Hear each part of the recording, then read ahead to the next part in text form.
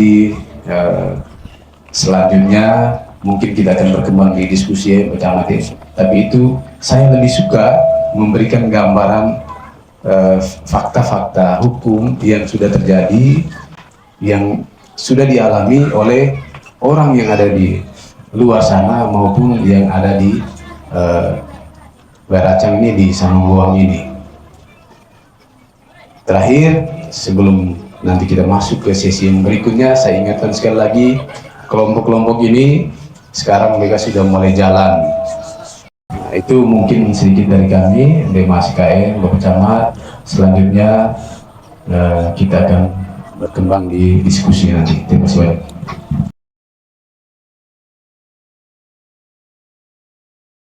Setelah saya mencermati, memahami penjelasan dari awal sampai akhir dari Bapak Densus 88, bahwa hal ini adalah sebuah kondisi yang seharusnya tidak akan terjadi. Kenapa demikian? Karena wilayah ini tidak akan menanam bibit-bibit seperti ini. Selanjutnya saya akan menyampaikan bahwa dasar dari segala ini adalah perubahan kurikulum dari tingkat sekolah dasar hingga perguruan tinggi. Dengan kurikulum inilah membuat kita terpaku pada sebuah pelajaran yang memang hanya 25% isi dari pelajaran, dan yang lainnya adalah sikap dan gerak-gerik otoriter seorang penerima pelajaran. Jadi hal ini saya sampaikan bahwa Bapak inilah dasarnya.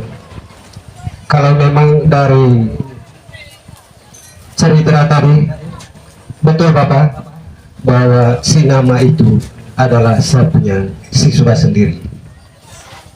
Pada dia mengenang pelajaran di SD Baracang, kalaupun itu tidak ada pendidikan moral Pancasila, tapi saya selalu memberikan penanaman akidah, pemahaman moral kepada mereka dengan tanam lebih awal.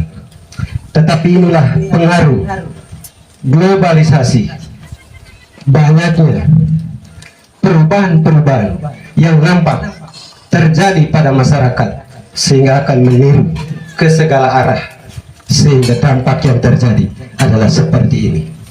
Saya mohon kepada Bapak, ini dasarnya adalah perubahan kurikulum. Terima kasih Bapak. Kegiatan-kegiatan serupa yang dilakukan sekarang, intens dilakukan mulai semenjak dahulu kala, saya kira tidak akan muncul musrah itu menjadi stigma yang kita pahami sampai hari ini. Kalau sayanya di Densus itu saya seperti disampaikan Bapak tadi bahwa divisi pencegahan dicoba identifikasi kampung-kampung di Manggarai Barat ini lah. Densus misalnya buat kemah toleransi atau kemah kebangsaan, bermitra dengan pemerintah desa. Saya kira pemahaman ini, pola-pola edukasi ini yang masih minim dilakukan dalam upaya pencegahan itu tadi. Jadi kami di kampung-kampung ini biasanya terperdaya oleh kondisi ekonomi sosial. Jadi ketika dari luar ada yang mengajak untuk pergi sekolah dengan iming-iming sekolah gratis, karena motivasinya kami, khususnya di wilayah Matabai ini Bapak, motivasinya kami untuk meraih pendidikan yang tinggi itu cukup begitu antusias. Hampir di setiap rumah itu menghasilkan sarjana. Dengan semangat pendidikan yang begitu tinggi, di tengah kondisi ekonomi yang tidak sebanding dengan tuntutan kebutuhan dunia pendidikan, maka tawaran-tawaran ini cukup cepat tergiur. Yang penting sekolah saya punya anak, orang tuanya tidak memperhatikan sekolah-sekolah yang mereka tempuh sampai di sana, pola pendidikannya seperti apa. Yang penting gratis, dan keinginan untuk sekolah itu cukup besar. Diberi kebebasan, terserah mereka sampai ke sana seperti apa. Kemudian itu yang pertama. Yang kedua, soal pemahaman agama juga sebenarnya. Jadi Manggarai Barat Bapak belum bisa terlalu mengidentifikasi aliran-aliran ini. Islam kami CWOT mengeneralisasikan saja bahwa Islam itu satu. Ternyata setelah kita keluar dari Manggarai Barat ini, kita baru bisa menemukan, mengidentifikasi bahwa ternyata ajaran Islam ini cukup banyak variasinya. Jadi orang tua itu kecenderungannya untuk memantau perkembangan pendidikan anaknya di pondok tidak begitu terlalu diperhatikan, karena memikirnya kalau sekolah di pondok itu pasti baik. Jadi bisa kira pola edukasi seperti inilah yang intens untuk dilakukan. Jadi kalau bisa misalnya kemah toleransi atau kemah kebangsaan, mari kita kolaborasi, mari kita memberikan edukasi yang secara bersama. Jadi kurang lebih seperti demikian gambaran yang saya amati di sekitar wilayah Manggarai Barat ini, karena jujur saya ini sudah termasuk alumni pondok pesantren.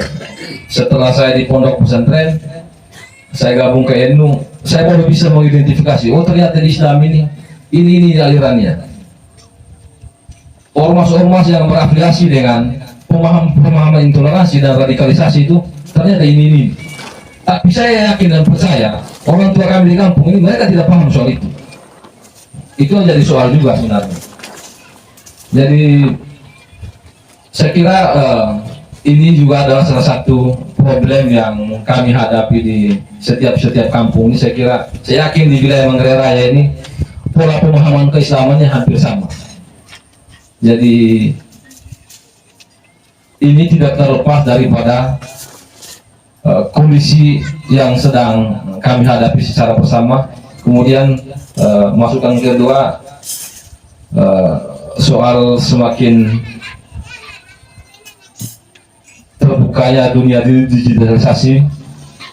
Kita melihat perkembangan di dunia digitalisasi itu, orang untuk mengakses informasi pemahaman radikal itu cukup luas sekali.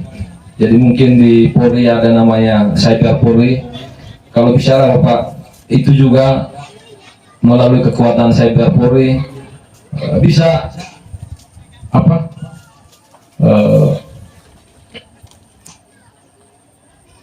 memberikan ruang terbatas untuk diakses situs-situs yang seperti demikian.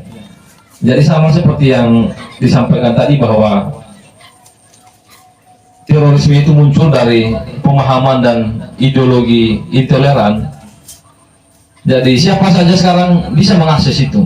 Dan saya lihat di wilayah Manggarai Raya ini cukup terbuka orang mengakses pemahaman seperti demikian. Katanya ajaran Islamnya dong. Ternyata pola-pola doktrinisasinya cukup mengarah ke hal-hal toleransi. Saya kira bibit-bibit terorisme itu juga muncul dari pemahaman seperti itu. Mungkin bisa dibatasi situs-situs seperti yang demikian.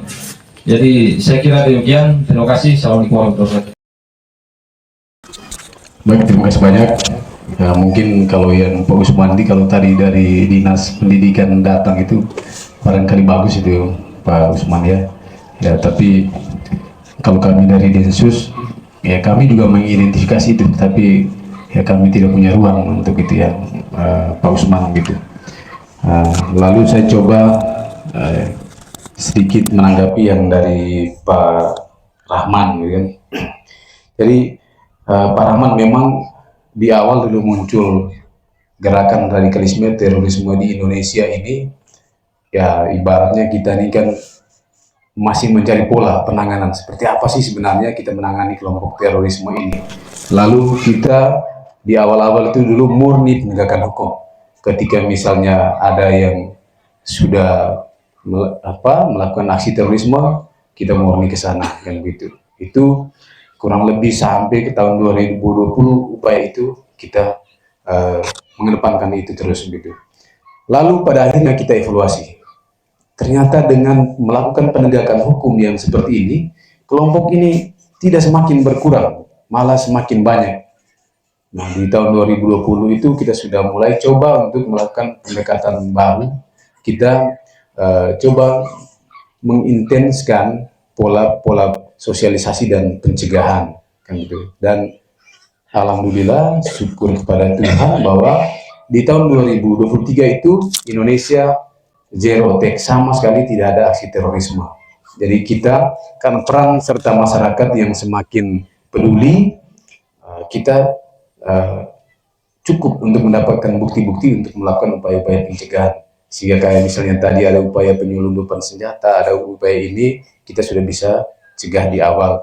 Termasuk dulu bagaimana upaya bagaimana kelompok terorisme ini melakukan aksi di tahun 2019, dan itu di tahun itu berawal dari tahun 2014, Pak Rahman. Jadi ada yang namanya konferensi kekhilafan sedunia, itu dulu dibuat di Bogor, dan orang dari Manggarai Barat dulu itu mengirimkan 28 orang, kan gitu. Diawali dengan mereka di tahun 2014 pertama kali ISIS itu muncul, mereka mendeklarasikan untuk dukung ISIS. Banyak kelompok-kelompok ini dulu berbayat ke ISIS. Lalu mereka coba menyusun rencana untuk 2019, memobilisasi kekuatan di 2017 berpusat di Sentul Bogor, tapi itu dulu gagal. 2019 mereka gagal. Kemarin itu ya rencananya mereka akan melakukan aksi besar-besaran di 2024 kemarin itu, momentum itu. Kebetulan pas bertepatan dengan berapa tahun kekhilafan itu ya, kan gitu. Jadi momen itu yang mereka mau pakai bertepatan dengan pemilu kemarin. Tapi ya syukur pada Tuhan atas kehendak Dia, semua upaya-upaya itu bisa dicegah.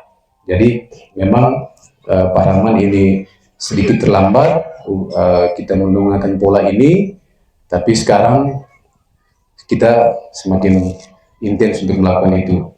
Termasuk kemarin setelah kami dari Golo Kempo, kami melakukan kegiatan itu di ND. Memang beragam tanggapan dari masyarakat. Bahkan di ND kemarin itu, apa alasannya kau datang omong besar-besarkan terorisme di sini? ND itu buruk kalau saya bilang aman. Jadi yang benar itu ND itu sangat aman. Itu bahasa dia. Jadi tidak beralasan Bapak untuk omong tentang terorisme.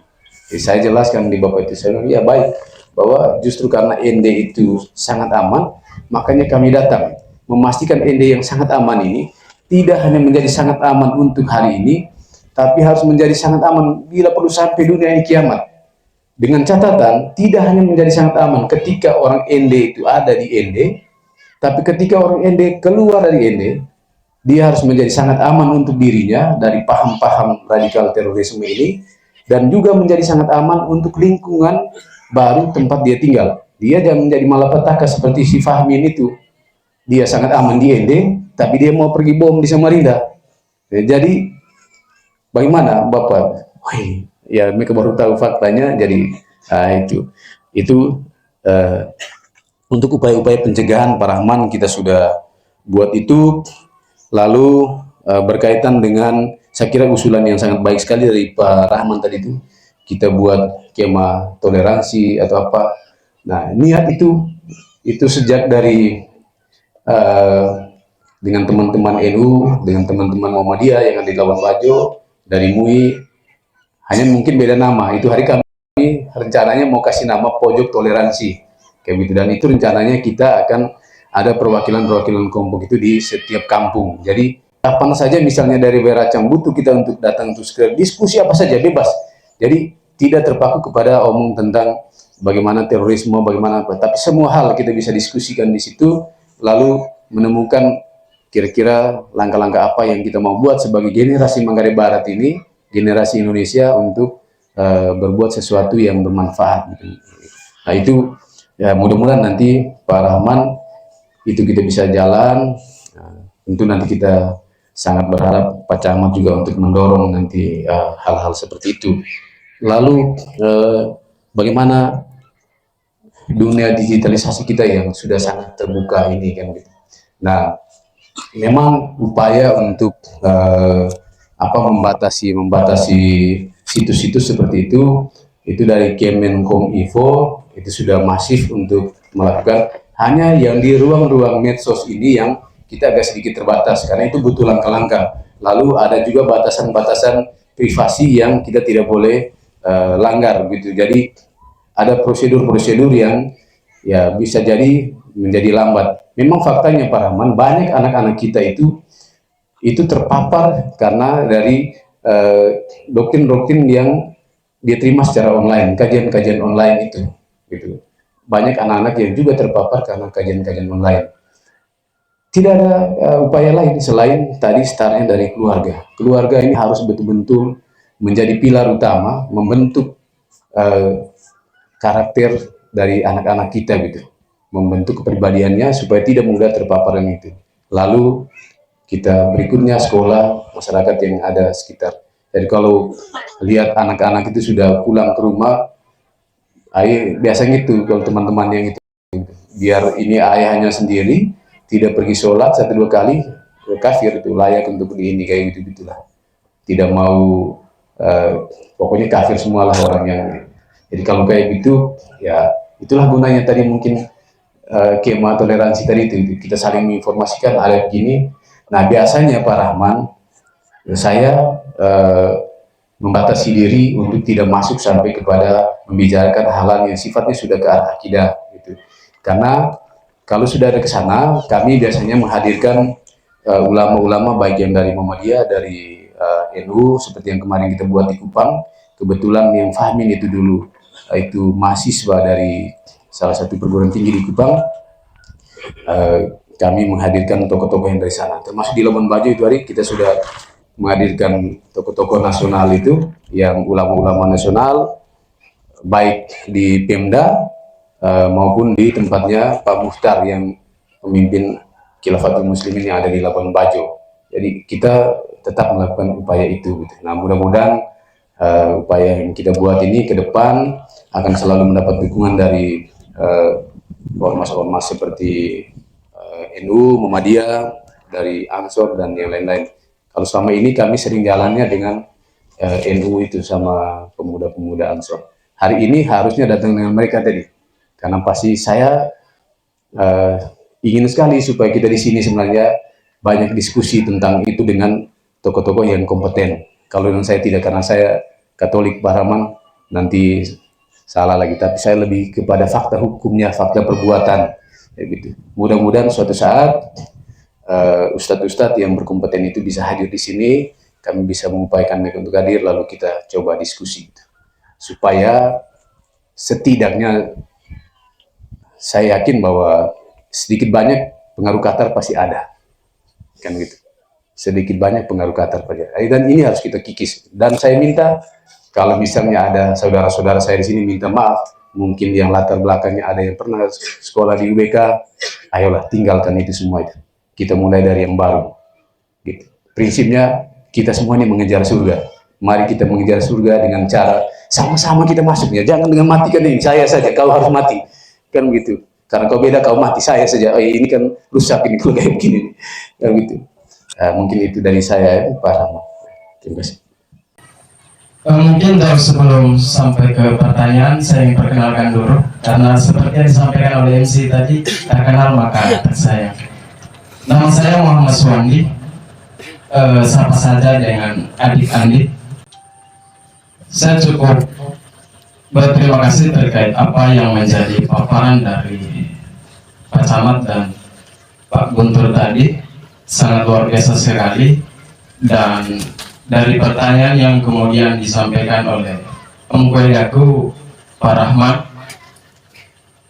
dari saya mungkin dua hal yang ingin tanyakan. Pertama terkait tema yang memang dari awal dipaparkan secara detail bahwa poin pendidikan dan kebangsaan itu sendiri tentu bagian yang harus kita miliki. Dan tadi Pak Camat sampaikan bahwa pendidikan OIT adalah senjata paling ampuh dalam kehidupan kita sehari-hari. Jadi itu sekolah pulau itu.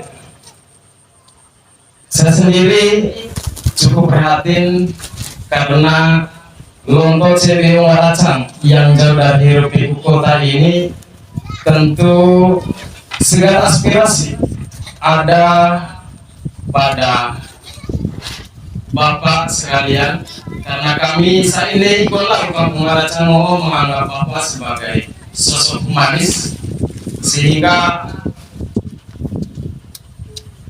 sangat berharap sekali bagi kami bahwa orang Miranti 10 tahun itu, karena kita yakin jangan keturunan lo neteng usul neteng bulan pemangan kayak jangan gue mangas anak kami susah nunggu lah itu untuk sekolah itu satu. Kemudian yang kedua, seperti yang tadi disampaikan oleh Pak Guntur yang terhormat, bahwa paham radikalisme justru tidak berkurang tapi bertambah itu. Saya mau kasih tahu bahwa kejadian-kejadian seperti di Kempo berapa tahun yang lalu, mungkin Bapak masih ingat di Makassar itu yang terjadi pengebom di gereja katedral.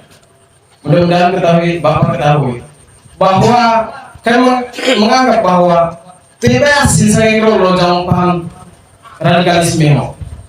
Jadi yang kami minta adalah pemahaman seperti ini untuk kemudian kita cerdai secara signifikan begitu. Karena wajah melakukan negara posan yang tamite tano paham-paham seperti itu, seperti almarhum tadi kata Alex Farel sebagai orang pertama pintas leka ini. Tetapi itu dulu. Alhamdulillah sekarang tidak ada lagi untuk mengikuti jejak-jejak beliau, dan kami sangat bersyukur atas itu. Jadi kepada Pak Guntur dan Pak Camat, dua poin yang saya sampaikan ini mudah-mudahan kita indahkan secara bersama. Mungkin itu pertanyaan dari saya sendiri. Sekian. Terima kasih. Wassalamualaikum warahmatullahi wabarakatuh. Omnya penting ya segala ini masalah. Kulit perenggangan apa itu? Wah, pengen sanggara. Baik, adik-adik, terima kasih. Pernah lo Makassar, ayo. Ya mana? Oh, Iwin, berarti satu kampus dengan beliau ini. Berarti orang pergerakan juga ini. Baik, terima kasih. Saya langsung saja. Sebelum saya kesini, saya sudah informasikan ke Pak Bupati bahwa saya keberatan orang tua juga dari Dinas PKO. Mestinya dengan Pak Kadis kesini, dari pagi saya coba hubungi beliau, mereka masih di luar Labuan Bajo. Terkait kondisi gedung di sana, kita sepakat. Saya tidak berjanji akan menonton tahu ini. Hari ini juga informasi atau fakta yang saya lihat di sekolah tadi itu saya laporkan ke Pak Bupati, dan beliau kunjungan kerja tanggal 4 di Naga, pusat pemerintahan desa Matawai. Dan selama ini juga kami berupaya dengan cara kami, bagaimana caranya supaya ada perhatian dari berbagai pihak untuk memperbaiki gedung-gedung yang ada di sana. Saya sudah dapat foto sebelum saya kesini, Pak Ignas, kemudian Pak Kepala Sekolah mengirimkan foto kepada saya. ini komisi. Tapi foto saya kirim itu lah lebih bagus. Ternyata saya masuk di dalam tadi. Terima kirim tahu mereka maksudnya. Karena itu saya mau di tempat ini. Pak Inas yang saya sudah sampaikan itu kalau bisa saya bawa hari ini supaya langsung dieksekusi. Gedung itu akan menjadi perhatian kami. Saya pikir gitu ke depan ya.